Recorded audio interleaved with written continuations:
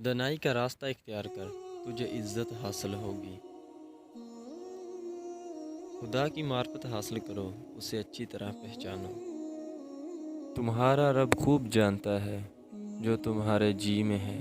اگر تم نیک نفس ہوگے تو وہ رجوع ہونے والے کو بخشتا ہے۔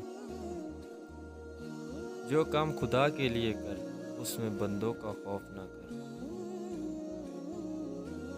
جب کسی انسان میں یہ 5 خصلتیں دیکھو تو سمجھ جاؤ وہ اللہ کا ولی ہے۔ اول دین، دوئم مال، سوم حیا، چارم حسن اخلاق، پنجم ثقافت۔ جو شخص اللہ کے پاس کوئی چیز امانت رکھتا ہے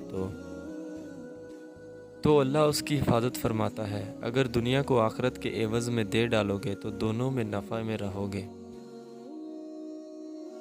اگر آخرت کو دنیا کے بدلے میں دو گے تو دونوں میں نقصان رہے گا۔ دنیا ایک گہرا سمندر ہے، اس میں بہت سے لوگ ڈوب گئے، اور تم دنیا میں اپنی کشتی تقویٰ کو بناؤ اور ایمان کو اس میں رکھو، اور توکل کا بادبان چڑھاؤ تاکہ مجھے طوفان سے نجات پاؤ۔ مجھے معلوم نہیں ہوتا کہ نجات ملے گی۔ دنیا کی زندگی مختصر ہے اور تیری عمر تو مختصر تر ہے، لہٰذا تیرے لیے بہت ہی کم وقت باقی رہا ہے۔